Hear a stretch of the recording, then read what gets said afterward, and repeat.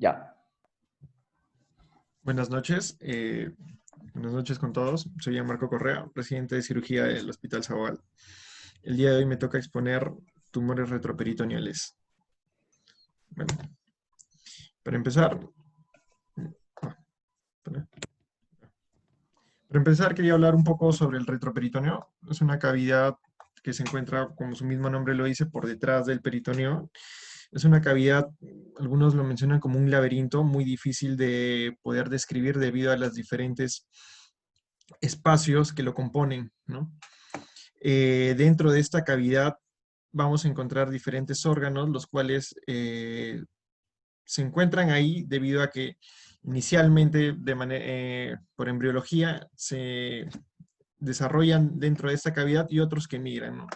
Dentro de el primer grupo tenemos a las glándulas suprarrenales, los riñones, los uréteres, aorta y sus ramas, la vena cava inferior, plexo lumbar, troncos simpáticos y los órganos que migran y parte de estos se encuentran en el peritoneo son duodeno, páncreas, colon ascendente y descendente. El retroperitoneo va a estar delimitado por el peritoneo parietal en su cara anterior y por la superficie interna y la fascia transversal que en la cara posterior, ¿no? Que más adelante, anteriormente, va a venir a va a venir a formar lo que es la fascia transversa y la poneurosis del oblicuo interno. Bueno, esta es una gráfica del libro Scandalakis donde grafica prácticamente el peritoneo, ¿no? Encontramos acá del anterior a posterior un espacio, se conoce como el espacio pararrenal anterior. En su parte posterior vamos a encontrar la fascia de Gerota, que va a ser la fascia que recubre el riñón. Dentro de esta fascia se va a encontrar el espacio perirrenal, el cual va a estar conteniendo grasa, tejido adiposo. En su parte más posterior vamos a encontrar el espacio pararrenal posterior. Y bueno, ¿no? Luego posteriormente vamos a encontrar la fascia transversa y luego la fascia toracolumbar, ¿no? Con sus tres láminas, anterior, media y posterior. Los límites del retroperitoneo vamos a encontrar en la parte superior, va a estar delimitado a nivel de la T12 y la 12ª costilla, inferior el suelo pélvico, la base del sacro por los costados, el borde lateral va a ser el borde lateral del cuadrado lumbar. Medial va a estar delimitado por el cuerpo vertebral de las lumbares y sacras, aorta y de la vena cava inferior. En su parte anterior, por la parte del hígado descubierto, la parte que se encuentra fuera del peritoneo, duodeno, colon ascendente y descendente, el páncreas, y por la parte posterior, pues el transverso del abdomen, cuadrado lumbar y el psoas. Este vendría a ser otro dibujo esquemático del retroperitoneo con sus diferentes cavidades, ¿no? El espacio pararrenal, el espacio pararrenal anterior, posterior.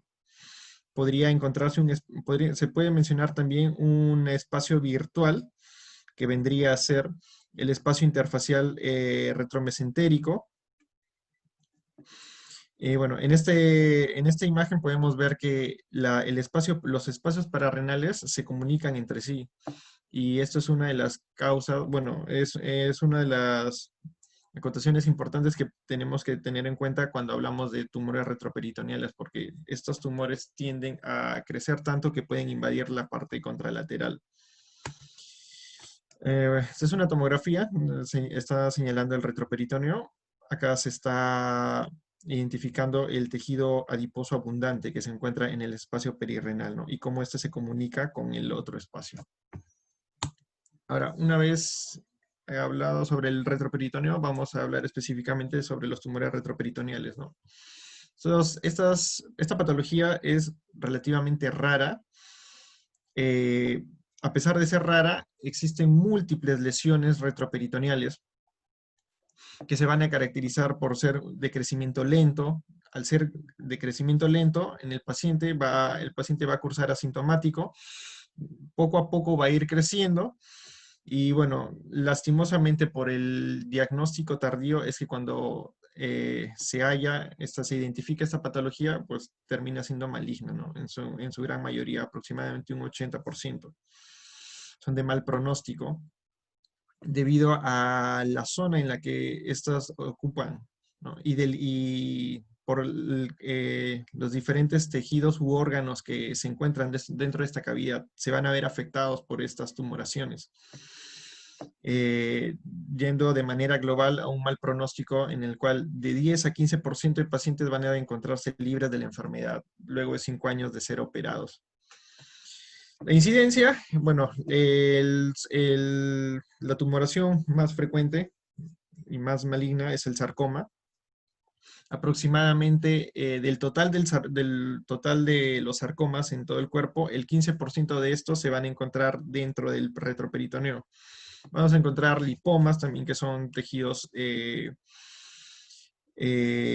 unas lesiones benignas, que a diferencia de los que se van a encontrar en extremidades en otra parte del cuerpo, estas tienden a ser un poco más limitadas. Linfomas primarios, tumores primarios urinarios también se van a encontrar. Suelen aparecer aproximadamente entre los 50 y 60 años. Se ha visto que tienden a aparecer más en el género masculino. Las 2/3 partes vienen a ser lesiones malignas de alto grado, ¿no? Y lastimosamente cuando se hace el diagnóstico, pues ya se halla un grado de metástasis, aproximadamente un 10%. Bueno, este es un cuadro que saqué del Campbell. Una pequeña descripción o clasificación sencilla sobre tumores, ya sean benignos o malignos. También se puede clasificar tumores primarios, secundarios. Dentro de los tumores benignos, los más comunes, lipoma, lipomatosis, los leiomiomas, los mielolipomas. Entre los malignos vamos a encontrar principalmente los sarcomas, ¿no? Los liposarcomas, los leiomiosarcomas, los fibrosarcomas, rhabdomiosarcomas. Dentro de estos, el más común es el liposarcoma. Bueno, otra clasificación, tumores retroperitoneales primarios son los que se generan de manera embriológica dentro de esta cavidad y bueno, son propios de órganos dentro del retroperitoneo, ¿no? Como por ejemplo van a verse desarrollados del tejido linfático, nervioso, vascular, tejido conectivo. Bueno, como había mencionado, ¿no? Son restos embrionarios de la cresta urogenital. Aproximadamente el 15% son benignos, el 85% malignos, no hay diferencia de sexo, son iguales. La edad más frecuente de aparición entre la quinta y sexta década. El más común de estos es el linfoma. Aparte de esto, bueno, los tumores, mientras más temprano se diagnostiquen, tienen mejor pronóstico. Los tumores primarios que se diagnostican a temprana edad, aproximadamente 15 años, tienen mejor pronóstico que los que se diagnostican en la quinta, sexta edad. Los tumores retroperitoneales secundarios vienen a ser los tumores que pues llegan a esta cavidad a través de una metástasis, ¿no? Puede ser por extensión directa o por ganglios linfáticos. Por extensión directa vienen a ser las tumoraciones que se encuentran inicialmente dentro del peritoneo, como por ejemplo tumores de ovario, de cervix, de vejiga, de colon, y que metastatizan por contigüidad. Y van a generar dichas tumoraciones en esta cavidad, ¿no? Y por metástasis, por vía linfática, ¿no? Por ejemplo, los linfomas. También son uno de ellos. Bueno, como había mencionado, ¿no? Cuello uterino, próstata, vejiga, colon, ovario, útero, estómago, son los más comunes en ese orden, ¿no? Principalmente el cuello uterino, ¿no? Que lesionan, agarran principalmente el tercio distal de los uréteres, ¿no? Y van a dar sintomatología urinaria. Esa es bueno, una clasificación más según la malignidad o benignidad, ¿no? Si es tejido adiposo, lipoma, liposarcoma. Como de manera general he mencionado, malignos son los sarcomas. Bueno, los lipomas, para hablar un poco de cada uno, breve. Lipomas, tejido más frecuente, como había mencionado, a diferencia de los que se encuentran en el tejido celular subcutáneo del resto del cuerpo, estos no suelen estar bien limitados, evolución lenta. Por tomografía se van a ver así bien homogéneos. Los mielolipomas van a ser tejidos tanto de médula ósea como de tejido graso. Se ven principalmente en pacientes sometidos a estrés, más frecuentes que se encuentren dentro de la glándula suprarrenal. Bueno, hablando de los malignos, los sarcomas, el 35% de estos tumores corresponde a los sarcomas y el 10 al 20% de estos últimos se localizan en la cavidad retroperitoneal, ¿no? Como había mencionado, aproximadamente el 15% metastatizan por vía hematógena y su principal órgano diana es el pulmón. Por eso que antes de hacer un estudio siempre es necesario una tomografía o una radiografía de tórax. Liposarcoma, ¿no? Tumor retroperitoneal más frecuente, aparece entre los 40 a 60 años, representa el 10 al 15% de los sarcomas. Aparecen 20% en el retroperitoneo. Tendencia a recidivar luego de 6 meses de la cirugía. El 90% de estos se encuentran mal diferenciados y dan metástasis, ¿no? La característica que tienen físicamente, para macroscópicamente, se le menciona la literatura como dan una impresión de carne de pescado. Los leiomyosarcomas también, ¿no? Otra patología maligna. Menos del 10% de estos aparecen en tejidos blandos, 50% son retroperitoneales. Aparecen en hombres y mujeres en una relación de 2 a 1. Igual aparecen a los 60 años con una vascularización moderada baja. Bueno, las características de estos tejidos es que van a ser tumoraciones con células falciformes y menciona con un núcleo en forma de cigarro, ¿no? Entre tejidos con células musculares. Los fibrosarcomas, tumores malignos de origen fibroblástico, ¿no? Igual el patrón de carne de pescado a la inspección macroscópica, ¿no? Con signos de hemorragia y necrosis. Igual metastasizan por vía hematógena a pulmón o a hueso. Los linfomas también representan 1/3 de los tumores retroperitoneales primarios y solo el 5% se localiza exclusivamente a nivel retroperitoneal. El diagnóstico es importante hacerlo a través de una biopsia intraoperatoria. Bueno, algo que mencionar acá principalmente es que el linfoma Hodgkin tiene mejor pronóstico que el no Hodgkin. Ahora, hablando de manera general sobre las tumoraciones retroperitoneales, el diagnóstico, como había mencionado, el diagnóstico viene a ser un diagnóstico tardío y lastimosamente se hace cuando esta tumoración ya tiene un gran tamaño, ¿no? Aproximadamente un promedio de 15 a 16 centímetros. Y van a encontrarse lesiones de alto grado o grado intermedio. Los síntomas aparecen en un lapso de 5 meses, ¿no? De haberse dado el diagnóstico. Los síntomas van a ser de manera generales, no van a ser muy característicos y van a depender de la zona en la cual se encuentren, ya que pueden existir tumoraciones a nivel de el retroperitoneo superior o inferior, ¿no? Van a haber de manera general dolor abdominal, que es el síntoma más común. Edema en miembros inferiores debido a compresión de la vena cava. Náuseas, vómitos, pérdida de peso, síntomas urinarios, síntomas gastrointestinales, como pueden ser obstrucción intestinal, llenura precoz. Signos, abdomen prominente, aumento de la trama vascular venosa. Es raro que se vean adenomegalias y hipotrofia de miembros inferiores. Bueno, como había mencionado, los síntomas y signos van a depender de la localización de estos tumores. A nivel epigástrico, náuseas, vómitos, plenitud abdominal. Signos, vamos a encontrar el hígado desplazado, el duodeno y páncreas igualmente desplazados. Si es que está a nivel umbilical, dolor a nivel de la cintura abdominal, desplazamiento del colon sigmoides y de los órganos que se encuentren a nivel de esta zona. Hipogastrio, igual dolor lumbar, ciática, hemorroides, poliaquiuria, disuria, síntomas urinarios principalmente. Y bueno, en este caso van a desplazar al recto o van a ejercer una compresión vesical. Las imágenes son muy importantes. En el manejo de toda tumoración retroperitoneal es importante la planificación prequirúrgica, conocer la tumoración y saber cómo abordarla.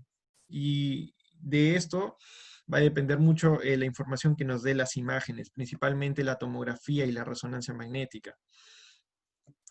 ¿Por qué? Porque nos van a brindar información sobre los límites anatómicos, la posición, evaluar la integridad y la función de los órganos adyacentes.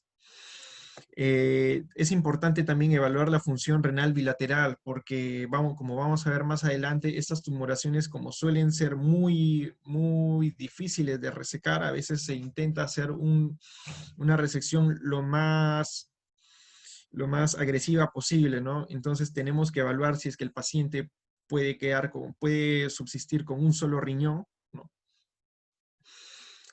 Presencia o ausencia de metástasis o adenomegalias. Evaluar el esqueleto axial. Por ejemplo, existe un tumor específico como es el liposarcoma, pobremente diferenciado, el cual tiende a lesionar o tiende a predilección por metastasizar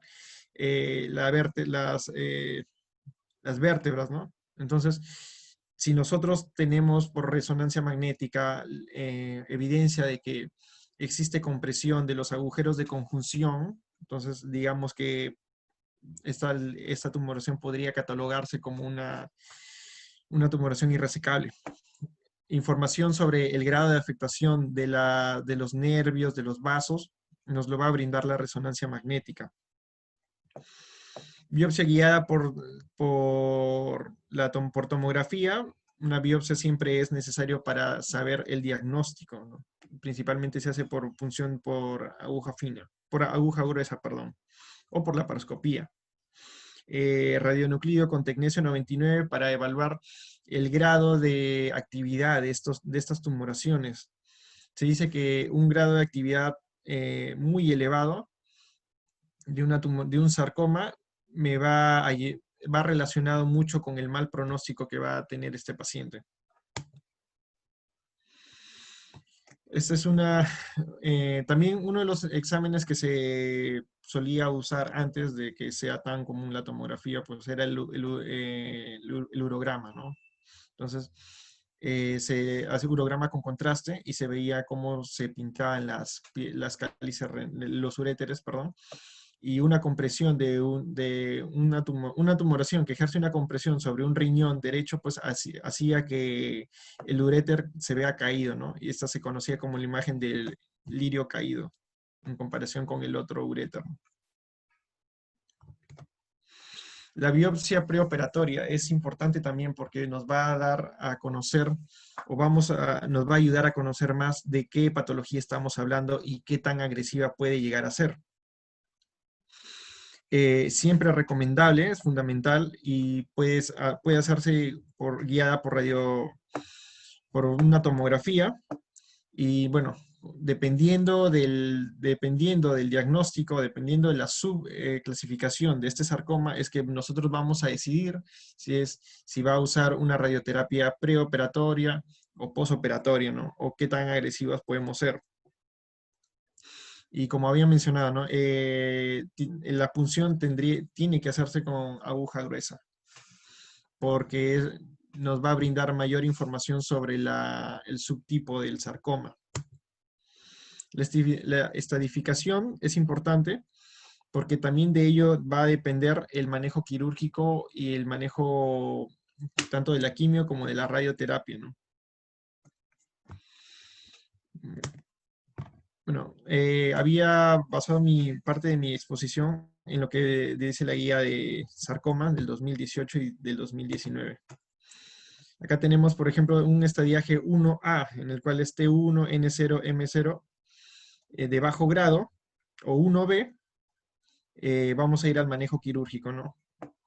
Como había mencionado antes, primero es importante conocer y estadiar la tumoración para luego poder ir al manejo quirúrgico. Si es que es una lesión 1A, 1B, fácilmente nosotros podemos ir al manejo quirúrgico y la resección completa, ¿no? Siempre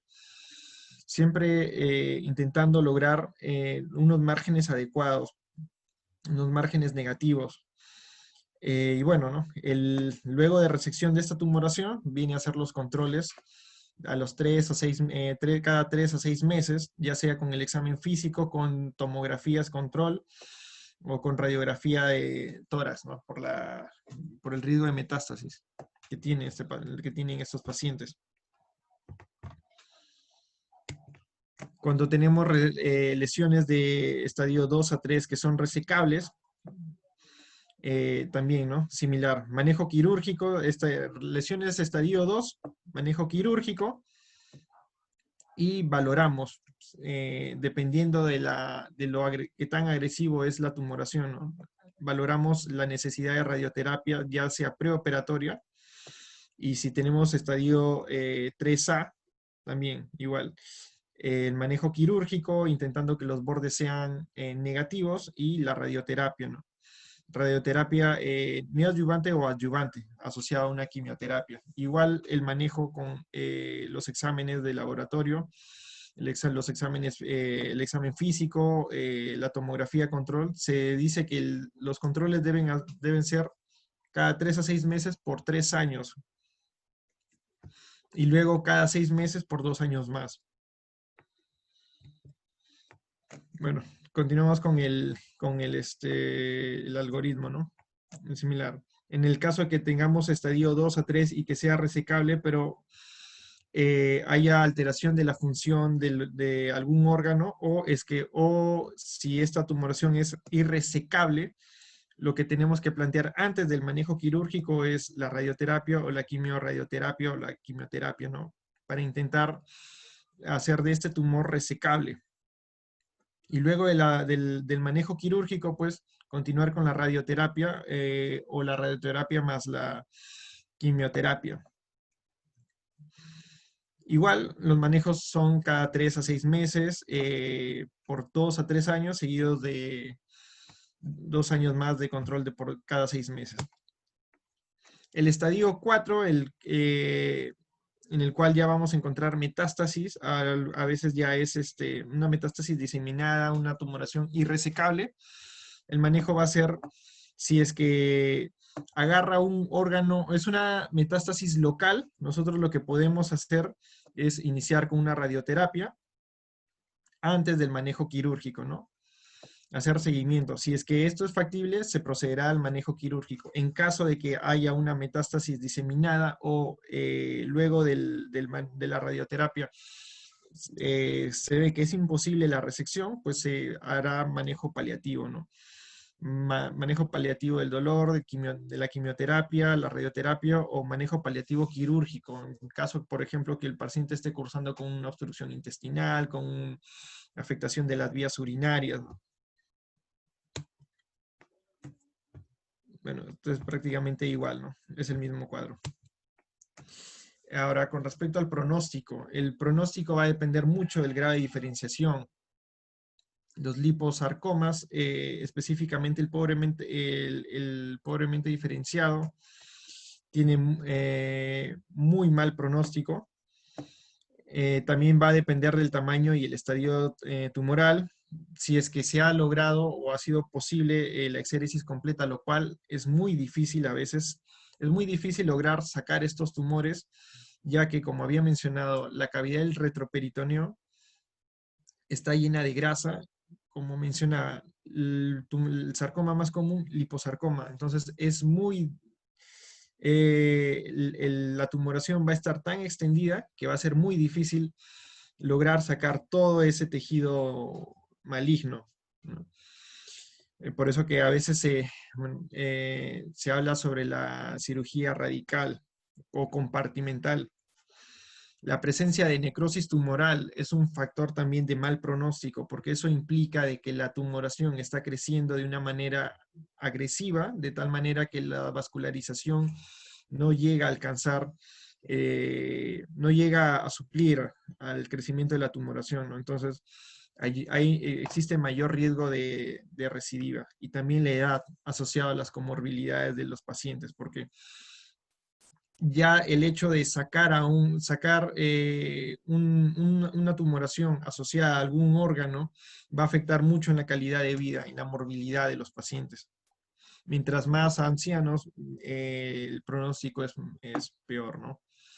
Con respecto a la supervivencia, los pacientes, solo el 35% son susceptibles al manejo quirúrgico.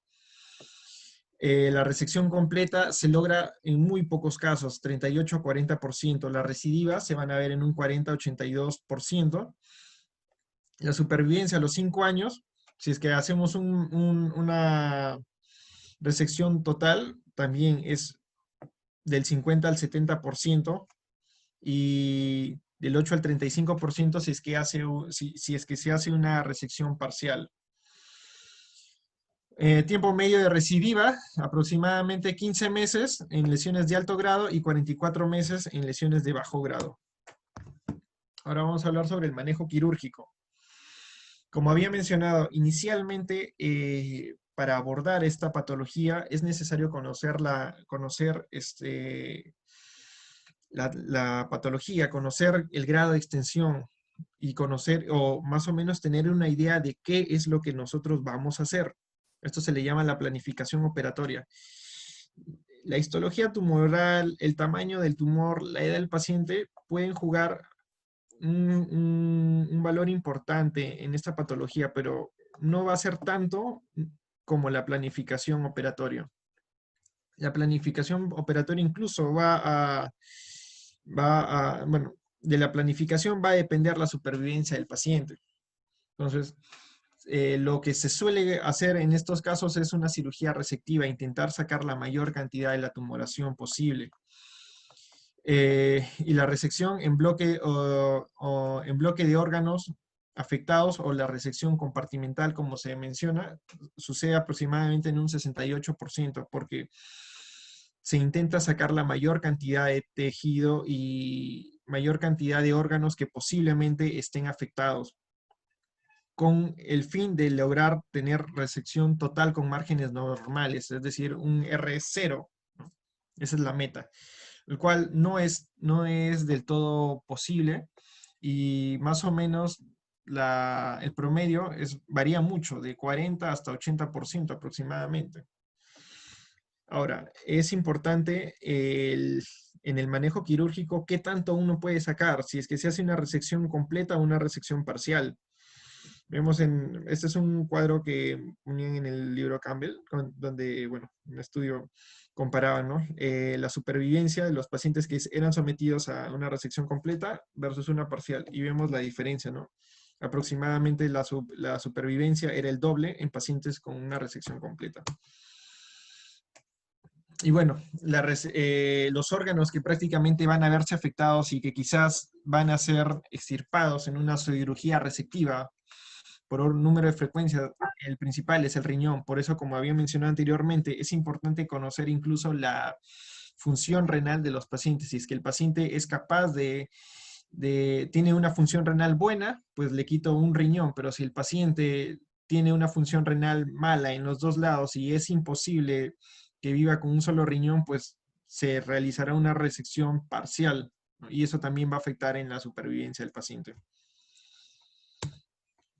La técnica quirúrgica, bueno, como son tumores que se pueden localizar tanto en la parte superior, en la parte inferior del retroperitoneo, la incisión que se va a realizar va a depender de la localización. Se dice que la más común y la que más mejor, mejor ah, la incisión que mejor o mayor capacidad de trabajo te puede dar es la mediana, ¿no? Una incisión mediana, seguida por una incisión tipo chevron, subcostal bilateral o en tumoraciones a nivel de retroperitoneo bajo, una incisión tipo Gibson, ¿no? Va a depender mucho de la localización. Lo ideal, lo que mencionan, es que el paciente esté en posición supina, ¿no? Pero también depende mucho de la localización del tumor. Incluso a veces en tumoraciones que se encuentran en regiones subcostales o en el ángulo esplénico. Se va a necesitar que el paciente opte por una posición lateral. También, como había mencionado, ¿no? Si es que nosotros durante el preoperatorio vemos que la tumoración lesiona los agujeros de conjunción, pues prácticamente será una cirugía menos agresiva porque ya es una cirugía, una tumoración irresecable. Bueno, también la incisión lateral hasta la pared corporal profunda para intentar llegar al retroperitoneo. Una disección centrípeta, es decir, intentar disecar los bordes o intentar resecar el tumor desde los bordes que aparentemente aparentan ser más sanos hasta las lesiones que están más comprometidas, ¿no? La mortalidad a nivel general es de un 2 a 7% con una morbilidad de 6 a 25%. Esta morbilidad varía mucho porque depende de qué tanto uno logre sacar o qué órganos se vean afectados. Prever resecciones, ¿no? Tumores al lado derecho o al lado izquierdo. Como había mencionado, en el manejo quirúrgico nosotros vamos a sacar o vamos a lesionar algunos órganos por quizás en el intento de sacar la mayor cantidad de tejido, ¿no? Y bueno, una de las complicaciones postquirúrgicas es la hemorragia, la formación de accesos intraabdominales o las fístulas enterocutáneas. Prever las resecciones, tumoraciones al lado derecho o al lado izquierdo. Dependiendo, por ejemplo, si es que la tumoración va a ser del lado derecho, haremos una maniobra de Cattell; si es del lado izquierdo, una maniobra de Catox para intentar llegar al retroperitoneo, ¿no? El abordaje toracoabdominal, siempre y cuando haya metástasis a nivel que comprometan el diafragma o prácticamente pulmón, ¿no? Y sea necesario resecar dichas lesiones.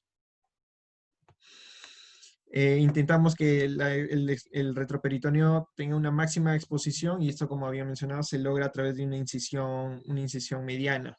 Exposición de grandes vasos por encima del diafragma, bordes negativos versus bordes positivos. Lo ideal es que se intente bordes negativos, y esto se va a lograr cuanto más tejido el cirujano logre sacar. Esto va a conllevar a que a veces se lleve parte de órganos que aparentemente están sanos, pero que ya microscópicamente están afectados, ¿no? Y el hecho de nosotros llegar a tener bordes negativos nos va a beneficiar bastante al paciente en el pronóstico, ¿no? Ahora, lo que había mencionado, cirugía agresiva o cirugía compartimental. Es decir, sacar la tumoración junto con los órganos que están por ahí circundando o que la tumoración está afectando y que el cirujano cree que ya están comprometidos. Como el sarcoma afecta a los tejidos blandos, es normal que esté cubriendo órganos como el riñón, como el colon, y a veces se tenga que sacar en bloque, ¿no? Cirugía en bloque también se llama. Lo que va a llevar a que se resequen órganos que aparentemente tienen un aspecto normal. Y esto va a lograr que el paciente tenga una tasa más baja de recidiva, un 42%. Sin embargo, a la larga se ve que la supervivencia no varía mucho. La supervivencia entre una cirugía agresiva con una cirugía, digamos, normal o resectiva normal, eh, la diferencia no es estadísticamente significativa. Por eso que algunos comparten la idea de hacer una cirugía compartimental como otros no. Aún así, la morbilidad es del 18%, la mortalidad es del 3%, ¿no? Principalmente la morbilidad va a variar dependiendo de qué órganos uno logre sacar, ¿no? Con el fin de intentar tener una cirugía R0. Bueno, en este artículo intentaban comparar, ¿no?, lo que era la cirugía en bloque con la cirugía, digamos, la cirugía normal, resectiva, ¿no? Se vio que la cirugía en bloque disminuía 3 veces más la recidiva local, ¿no? En una tasa de 10% a los 3 años en comparación al 50% de recidivas que se encontraba en enfoques normales, ¿no? En enfoques, digamos, no tan agresivos. Los autores también compararon los resultados del abordaje temprano, resección de órganos adyacentes solo si estos estaban directamente involucrados, a su enfoque más agresivo, ¿no? Resección liberal en bloque de tejidos y órganos circundantes localizados dentro de 1 a 2 centímetros de la superficie del tumor. Se vio de manera general que pues había una incidencia menor de recidiva local, ¿no? Si mientras más temprano quites el bloque, que lo hagas de manera más tardía. Aún así, la sobrevida, como había mencionado, no varía, no es estadísticamente significativa. Ahora, en este artículo también mencionan o hacen mención sobre un concepto que es la resección racional de los órganos. Es decir, cuando el cirujano entra, qué tan racional, qué tan necesario es resecar determinados órganos que se encuentran adyacentes al tumor, catalogando el riesgo-beneficio. Y esta resección racional de órganos nos menciona una categoría, ¿no? Una categoría de primera, segunda, tercera, hasta sexta categoría, en lo cual prácticamente se puede traducir como una prioridad, ¿no? ¿Cuál es la prioridad que yo debo tener al momento en el que planteo resecar algunos órganos o hacer una cirugía en bloque? Como primera prioridad, o bueno, primera categoría, los órganos que prácticamente yo estoy sospechando que el tumor ha invadido. Como segunda categoría o segunda prioridad, los órganos que prácticamente yo estoy pensando que el tumor ha afectado su inervación, su vasculatura. Tercera categoría, veo qué tan necesario es resecar los tumores que prácticamente están envolviendo la superficie del tumor. En cuarto grado, tumores que están adheridos a los órganos. En quinta categoría, tumores que están adyacentes a los órganos y que yo creo, intuyo que podrían a mí beneficiarme para lograr una cirugía R0. Y por último, la categoría 6, que pues prácticamente son órganos que yo he lacerado e injuriado durante el manejo quirúrgico. Bueno, en este estudio menciona que se encontró que la invasión histológica de los órganos se encontró en un 65% de los órganos resecados, cuando el órgano estaba recubriendo o la adherencia del tumor, digamos una categoría 1, ¿no? Luego hubo un 19 o un 26%, perdón, un 65% cuando estaban los órganos invadidos por el tumor. Luego teníamos un 19, un 26%, un 19% cuando el órgano estaba recubierto y cuando el órgano estaba adherido, un 26%. Luego ningún órgano se encontró que había sido invadido histológicamente en el grado 6, ¿no?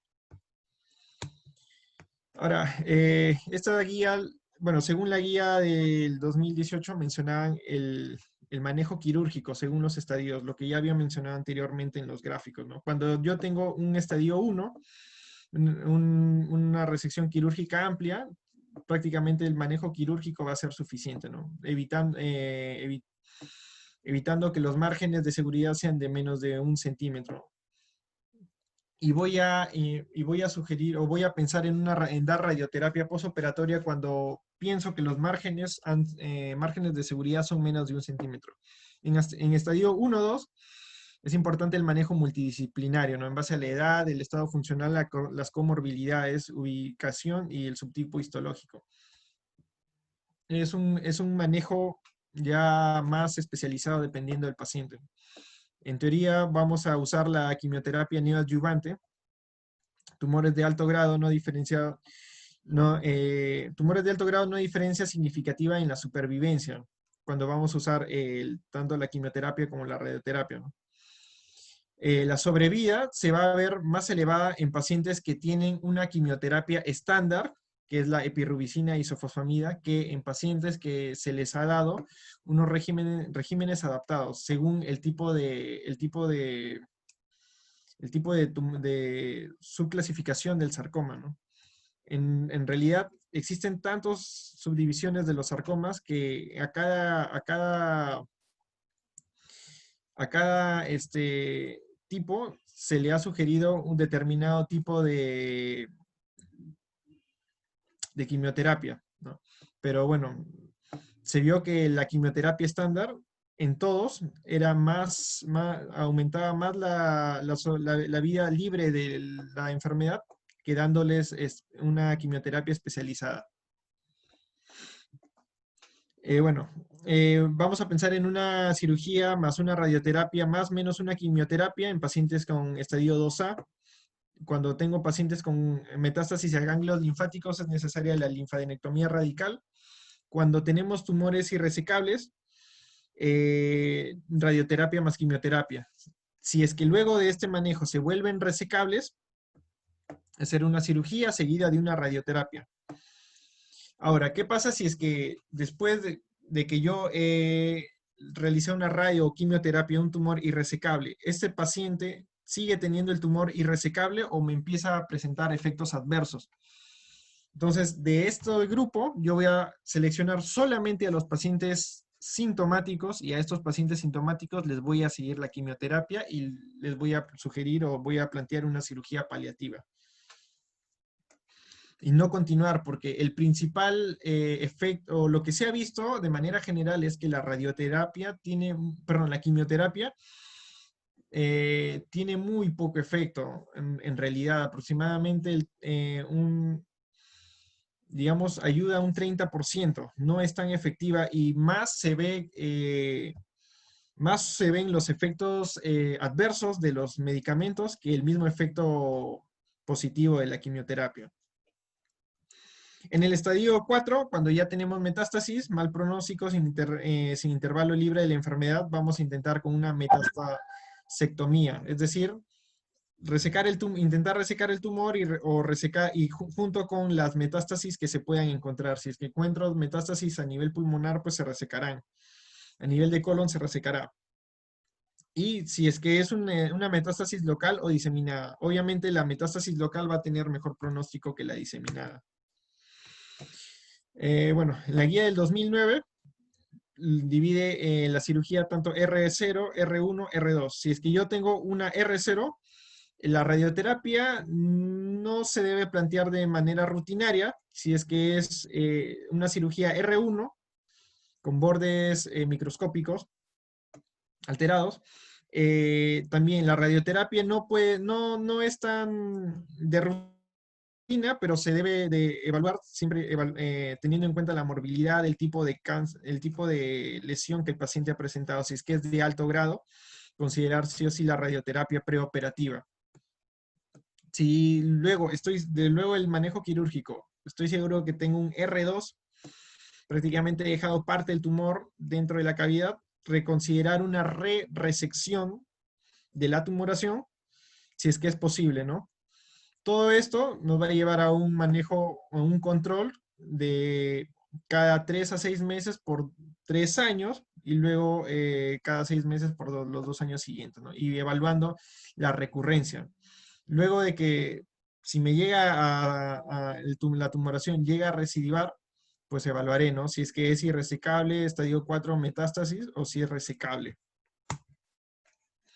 Si es que tengo una tumoración irresecable, pues voy a primero plantear la biopsia y evaluar, ¿no? La quimio, la radio, o la quimioradioterapia, con el fin de ver si es que a la larga este paciente me puede llegar a hacer una tumoración resecable para continuar con el manejo quirúrgico. Si es que luego de esto el manejo es irresecable, pues simplemente se planteará el manejo paliativo, ¿no?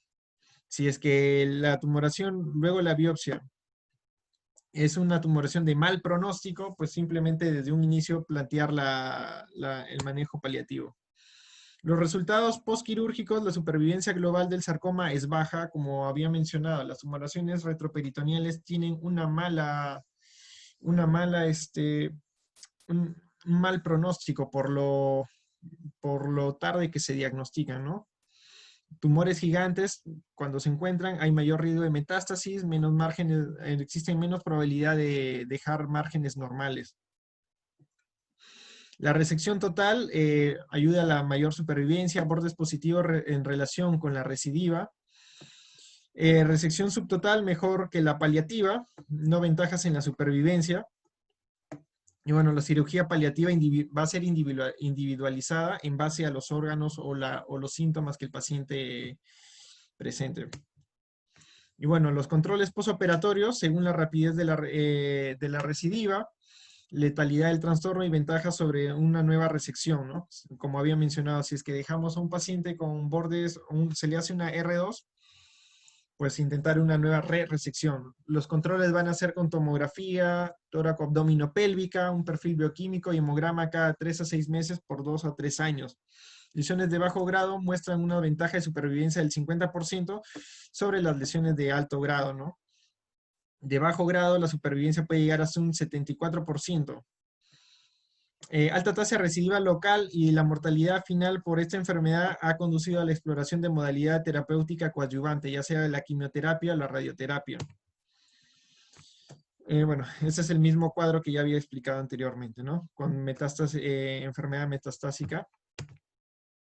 Y lo mismo, el R0, el R1 y el R2. Ahora, la radioterapia. La radioterapia siempre se va a preferir en el manejo prequirúrgico y va a ser más beneficioso cuanto más grande va a ser la tumoración. ¿Y por qué? Porque luego del manejo quirúrgico se van a dejar expuestas los órganos nobles, órganos que se encuentran todavía sanos, ¿no? Y la radioterapia prácticamente va a afectar los tejidos que se encuentran circundantes. Por eso que la radioterapia ejerce o cumple una buena función en tumoraciones grandes y como neoadyuvancia, aunque también se puede usar intrasoc o como coadyuvante. En el intrasoc como dosis únicas en la parte o en la región más grande de la tumoración. Como coadyuvante el manejo es incierto, como había mencionado. Alto riesgo de tumor residual no se ha visto que la radioterapia pueda ayudar mucho en lo que es la tumoración residual y más aún ejerce una lesión a nivel de los órganos circundantes. La radioterapia también, a manera general, se ha visto que prolonga el tiempo libre de la enfermedad, pero no se ha visto que aumente la supervivencia global. Ahora, la braquiterapia. Los pacientes con alto grado que han recibido la braquiterapia tienen un mayor control local de la recidiva local, ¿no? En comparación a los pacientes que no se les ha dado braquiterapia. Y como sabrán también, la braquiterapia es un tipo de radiación menos agresiva, más focalizada. Bueno, entonces, preoperatorio, como había mencionado, es importante la radioterapia y luego de eso iniciar el manejo quirúrgico. Luego la quimioterapia. Bueno, la quimioterapia siempre es bueno antes de iniciarla, evaluarlo con un PET scan, ¿no? Porque mientras que la tumoración tenga mayor actividad, la quimioterapia va a ser más efectiva. Aún así, la ventaja que nos ofrece la quimioterapia es leve. La supervivencia global la eleva un 4% nada más para el uso de terapia coadyuvante con doxorubicina para disminuir el riesgo de muerte o recidiva en pacientes con lesiones de alto grado. El principal problema de la quimioterapia es la toxicidad. ¿No? Por eso que más importante o ejerce una función más importante la radioterapia que la quimioterapia. El fármaco que más se usa es la adriamicina en combinación con ciclofosfamida, vincristina y adriamicina, ¿no? El Civat. Roxorubicina, una respuesta total de un 20 a un 25%.